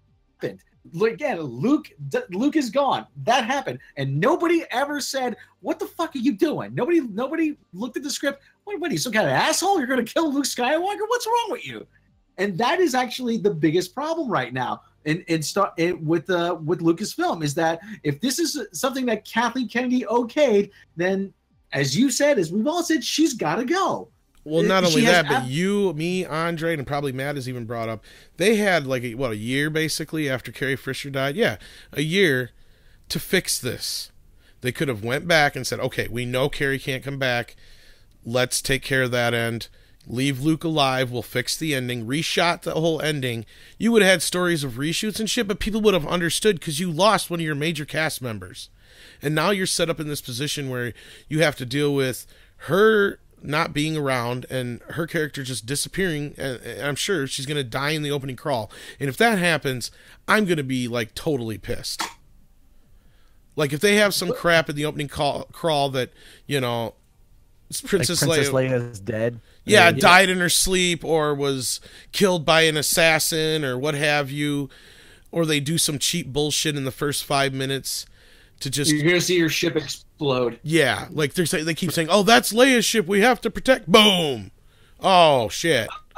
That would be so bad. It's like, fuckers had a chance before, right at that moment, instead of doing Carrie Poppins, if you would have just let her die right there with dignity and have her son not kill her, in quotations, like we were just talking about Ren the other night, it would have been more poignant, and we would have been able to deal with it at that point, because they almost had me to tears until the moment she comes back to life.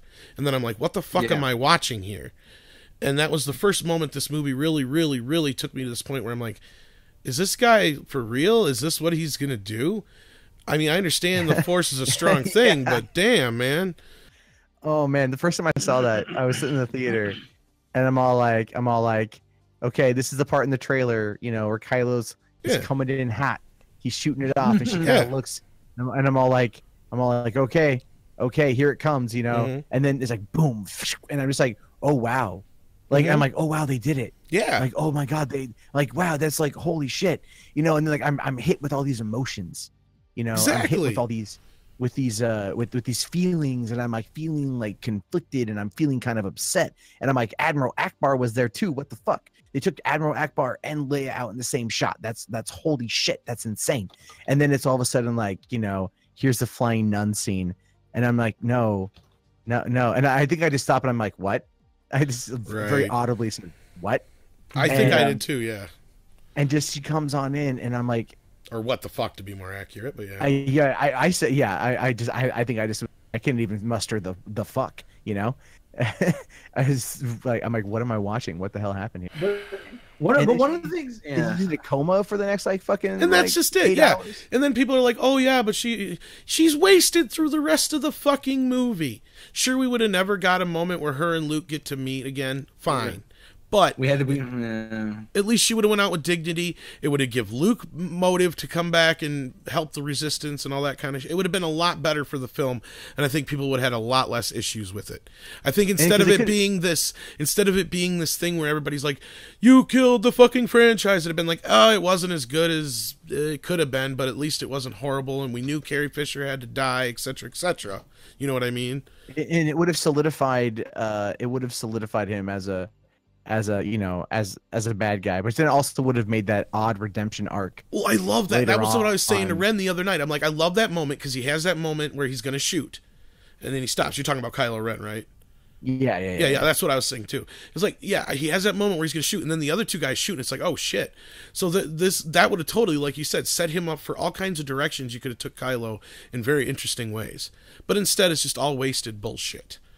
Just all wasted bullshit because, like we said, and I'm gonna like lose my shit if I'm sitting in the theater and episode 9 the crawl starts and it's like Princess Leia sadly died and I'm like, fuck you. I'll probably walk out then. I don't know how otherwise, because if I won't go. If I find out they're gonna CGI or recast her, I won't go. But no way. They've already said they're not gonna CGI or they've already said right. So my point is this: unless they use footage that wasn't used from the last film and connive it in some way, that's the only way they're going to have her in the movie. Do you notice though? It's The Last Jedi. It suffers from something that a lot of younger people think is good storytelling, where you just kill a character. And you kill the character, and like, well, you kill Luke, you kill this, except for the one that you probably should have, Leia, but. You kill but that's out of necessity, not because you want to, though. That's what I'm saying. Yeah, and he had the perfect fucking moment. Yeah, go ahead, Rob. Sorry. But anyway, I'm talking about the ending with Luke and everything. And you know how many times I heard when the whole deal with Sony came down with Marvel, and a lot of people say, "Oh, they need to kill Peter Parker and make Miles Morales Spider-Man." I'm like, it's time for a change. I'm like, no, it's not time for a change. I'm like, oh, and I can imagine similar discussions in Lucasfilm. Yeah, let's kill Luke Skywalker and we'll have Rey be the main character. It's time for a change. I'm like, that's kind of lazy story writing. You can transition one to the other without having a character need to be killed off. Well, and I don't think anybody had an issue with him taking on the Obi-Wan role either. That wasn't even the issue. It was the fact of, like you just said, how he was treated in that last 30 minutes especially, where he didn't really have quite the redemption we wanted because he still didn't go physically to this place. And no matter who wants to argue with me that, we still had the moment between him and Leia. Did we, though? Because it was through the fucking Force. No. And that's that's what, and the people who claim about the Last Jedi is not well executed. All these themes. I'm like, whatever it does, it undercuts itself at every turn. Leia gets shot into space, and that gets undercut by her floating back in.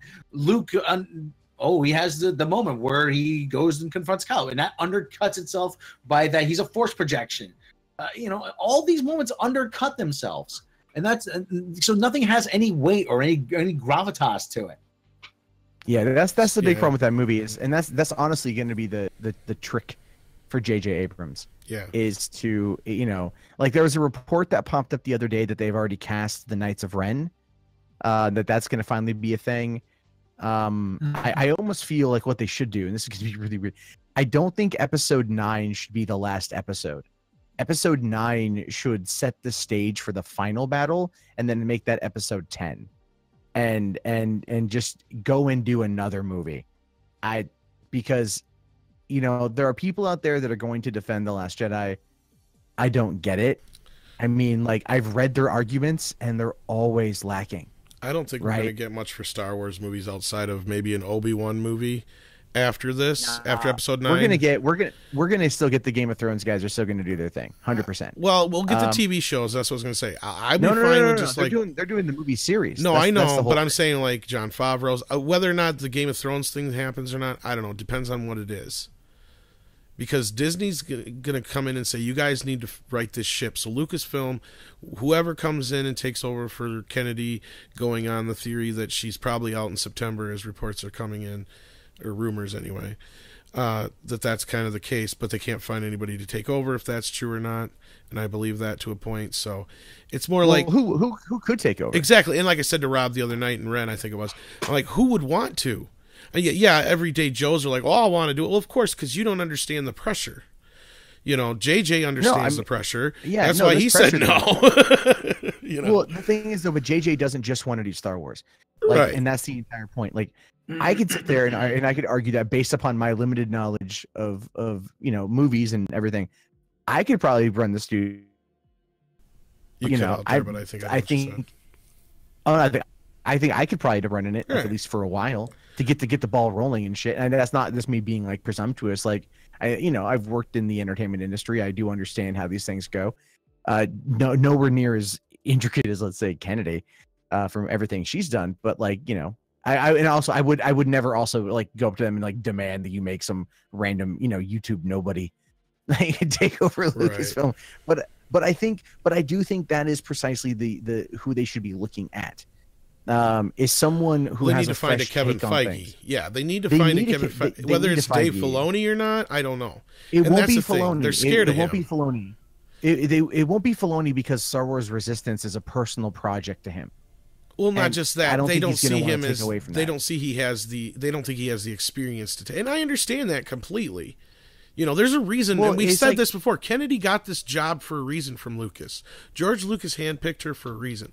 Because to everybody, it doesn't matter. On paper, at first, it was like, oh, okay. Nobody had a real issue with this because everybody thought that the franchise was in good hands. She is somebody who's come up in the industry with people like Lucas and Spielberg and Zemeckis and all these great names. She's obviously got pedigree to her. We're in good hands. We did not realize this until The Last Jedi that shit was going off the rails. We should have seen it a mile away, considering the job that we all have here. We've seen this before. Rogue One was like a red flag. And then it just got worse and worse and worse. I do too, but my point is, the problems with Gareth Edwards, and if we would have known what we know now about the other director coming in to finish it up, and then you add in that's always been a Lord Miller and Tony Gilroy has said it was an even bigger mess than we knew. Well, that's my point. Is like that was like the kernel where we should have seen something's not right here. Either somebody's ego is getting in the way, or people aren't Andre has said this. They aren't vetting these directors right, or Kathleen Kennedy isn't handling the situation correctly. Like, the thing is with Star Wars is, yes, you can have a few more unique voices in there than, say, like the Marvel Universe, but you still need that showrunner type person like Kevin Feige to say, look, you need to stay within these boundaries, though. You can't have Rian Johnson's coming in here and fucking everything up for everybody else, because not only does it affect the actual episode films, as we've seen from Solo alone, no pun intended, that it's going to affect the anthology films too. Because Solo was never, everybody already knew before The Last Jedi, Solo wasn't going to make anything more than $600-700 million. But it did 10 times worse than anybody could have anticipated, and the direct reason of that is Rian Johnson's fucking ego. And Kathleen Kennedy not reining these guys in or doing her job correctly, obviously. One of the things, actually, you were saying about who they're going to get to take over. Again, to come back to a sports metaphor, I read Pat Riley's book, The Winner Within. And when he took over as coach of the Lakers, nobody else wanted a job. And he stepped up. He was working as like the traveling secretary, like kind of like the George Costanza job that he had with the Yankees, booking hotels for the team, he was a sportscaster. He's just said they couldn't find, nobody wanted the job of coaching Lakers. Finally, he just said, all right, I'll do it. Job nobody else wanted. He said, I'll do it. Stepped up, never been a head coach before. And maybe it's going to take that kind of guy. Maybe it's going to take somebody with the balls to say, "Hey, I'll do it."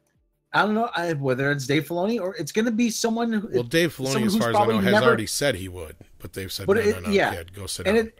It's getting okay. Well, then we see what the problem is. They probably want somebody with experience, and just because you have experience doesn't mean you're good at what you do. Well, and look at me. I have plenty of experience. Rothman, don't you know Pascal, that? and all these people. Yeah, those are, and I don't want to lump Kathleen Kennedy within that bunch, but she's getting there. And what I see for the future of Star Wars is this. I see us getting I see them getting somebody like a Laura Schuler Donner. They're going to get somebody within that vicinity to where it's like it's still a female, because they're not going to want a guy to come in here and fix this and make Kennedy look even worse than she is. They're going to give her that much.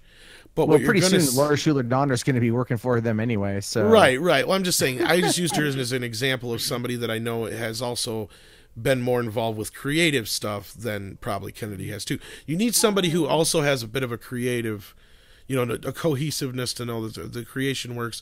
And she's also, even though she's in that same like category, I think she might handle it a little bit better.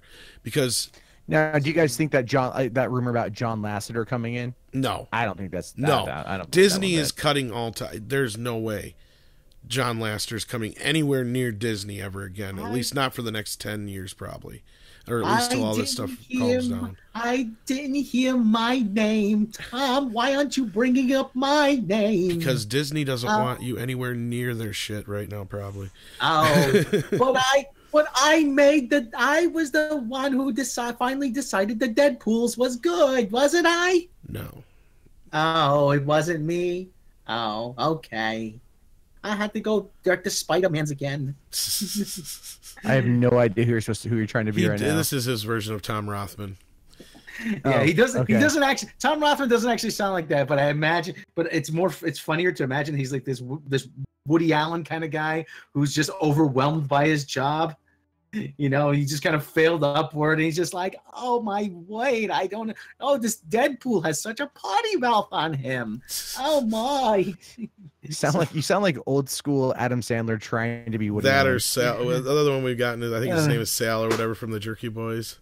Zibbity Sal Rosenberg. Oh man, I miss the Jerky Boys. But anyway, yeah, we're getting really long in the tooth. Well, anyway, here, but go ahead. As long as they don't get Kiri Hart, that's the only thing. I hear people talk about Kiri Hart from the Story Group. I don't think that she's qualified to actually run a studio. She's probably not qualified to direct a dog food commercial.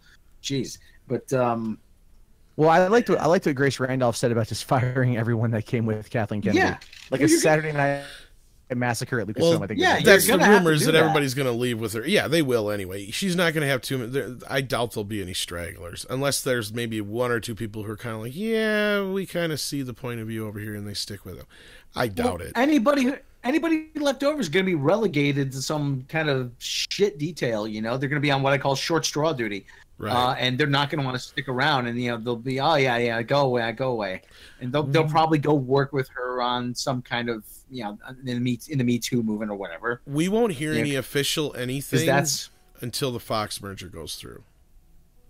No, as soon as that happens, then you'll start hearing shit. Yeah. That makes sense because they don't want to fuck with their stock price at all, and that would definitely have an impact. The end of the fiscal year and the all that, yeah. Well, I mean, also like we're now like just in the new quarter too, so we're just starting Q3 right now. Yeah. Well, I believe that meeting happened. I believe Kathleen Kennedy was made an example of, but I don't think it was meant to get leaked, because I've heard I've poked around and I haven't gotten much about it, but what I've heard is other versions of it, in the same sense that they were trying to do everything they could not to get that meeting leaked out. Oops. Yeah. So point is that I believe the meeting happened, because I've heard at least from a couple different places. I'm going to disagree about them trying to keep from getting leaked out. It makes perfect sense to leak it out. In a point, yes, but there was the way the meeting was set up that I've heard from other sources that they were trying to be very secure about it, or like you said, they're making it sound like they were. I'm not going to deny that either, especially considering working for Midnight's Edge. We always have to look at the other angle, and the truth is always usually somewhere in the middle. So my point is this: I've believed the September release date of Kennedy because I actually got word of that before it broke, but we didn't go with it because we only had one source at that time, and then other sources started saying it. So we're like, well, it's probably true, because if you're hearing it from more than one source and it fits the narrative of what we're seeing that Disney is trying to hide, then yeah, I have a feeling that she's going to announce, like, episode 9 is my last movie I'm working on, and then, I'm going to step away and let so-and-so take over. And by then they'll hopefully have somebody lined up to take over. And hopefully it's somebody good, or a couple. I was going to finish and say what I was going to say before was, I have a feeling they're going to get a team. You're going to get somebody like a Laura Schuler Donner. Then they're going to let Dave Filoni come in, maybe, and work with her. Director of creative or something. Right. Like that. And hopefully they don't pull like they did over at Warner Brothers with Jeff Johns, because let's face it, he really has not had that much creative probably power until. That's, I have a feeling a lot of that was out of his hands. He was just a yes man and a face to put out there. I don't think he had anything to really do with much of that stuff. I don't know. He could have. If that's the case, not Aquaman, but his Green Lantern, we'll see. If his Green Lantern sucks and it's more of the same, then we know it's his fault. But otherwise, I have a feeling we're going to learn a little differently. But I know it's getting late for Rob. It'll be very interesting to see what happens next. But plus, Comic-Con's in a couple days. Oh, yeah, boy. So who knows? Oh, yeah, we're going to get a lot of news out of that. So hopefully after the break here, we'll give you guys all kinds of the news that comes out of that. And who knows, maybe we'll have Matt back to talk a little bit about that. Because are you going to Comic-Con this year? I think you said you were. No, I've opted out of going. I wanted to go this year and next year to make it a solid 20 years in a row. But I just was in Anaheim last week or 2 weeks ago for VidCon. And I have to go on another trip here in a couple months. So I'm like, well, I've already done Comic-Con enough, and honestly, I could just cover this shit from home. Yeah, and I'm a father too, so I understand the struggle, my man. Yeah, that's actually the biggest part. Yeah, my girlfriend has to take time off of work to be home with the kid. Do they have a maid cafe at Comic-Con? Do they have, I'm sorry, a maid cafe? You never heard of maid cafe? No. Usually sometimes they, yeah. Is that like some weird otaku shit? MADE or MAID? Yeah, actually, yeah. The Japanese, they love the idea that your inner weeaboo is showing. Yeah, they love the idea that they're all rich millionaires and they set up these cafes, and then some of them do appear at Comic-Con, where these Japanese women they say they greet you. Oh, Master is home. You've been away so long. Come sit down. And they pretend that they're millionaires, and it's nothing lascivious. They just like the fantasy that they're very wealthy, and so I feel like fits into that. Comic-Con pretty much plays into the fact that if you can go to Comic-Con, you're probably not very wealthy after you pay for the ticket price to get in. Yeah, Cavalier 1645 says Rob, it's in Japan. Actually, they do it here for some of the cons. They actually they do it here. It's out there, man. It's out there.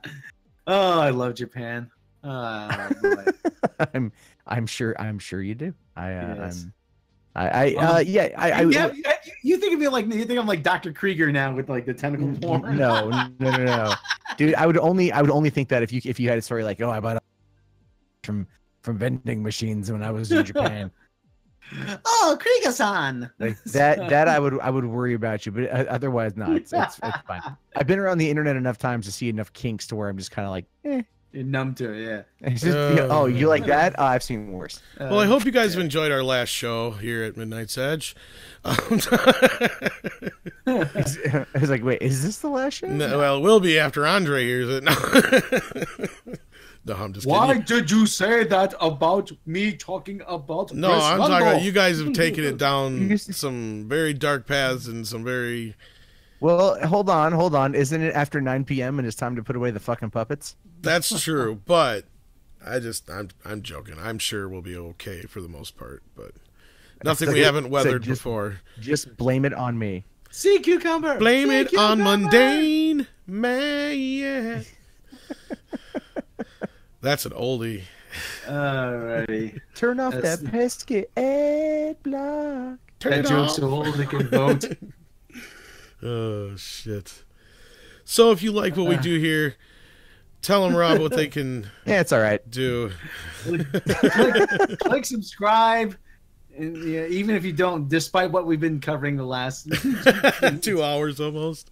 click Yeah, subscribe. there's 125 of you in here. This like button should be up to at least 80. You guys, you guys are failing as fans. Totally put it off people. Anyways, click subscribe, click the bell icon, go check out our Patreon, check out all the neat stuff. You can support the channel for as little as $1 a month. Check out Matt's channel, subscribe to him, subscribe to Three Buck Theater, subscribe to Mundane Matt, check out his Patreon, and give till it hurts. So, Just like how I lost my virginity. Ooh. yes. Yeah. Oh wait, We might as well just go to the blue end zone. transmission. End transmission. All Thoughts right. and ideas expressed on this program have nothing to do with Midnight's Edge or Midnight's Edge After Dark. No. Google or your associates. Anyway, Yeah. so one more time for myself, we'd like to thank Mundane Matt Yeah. for joining us. Thanks again, Everybody, Matt. thank you. Everybody in the chat. We will come out. We'll do this again soon. We can't do will- it without you. And if we don't see you, have a good fourth. No drinking and driving. Stay safe. Don't play with fireworks. Don't blow your hands off. Yeah. Exactly. And Don't we will become see a you all statistic. next time.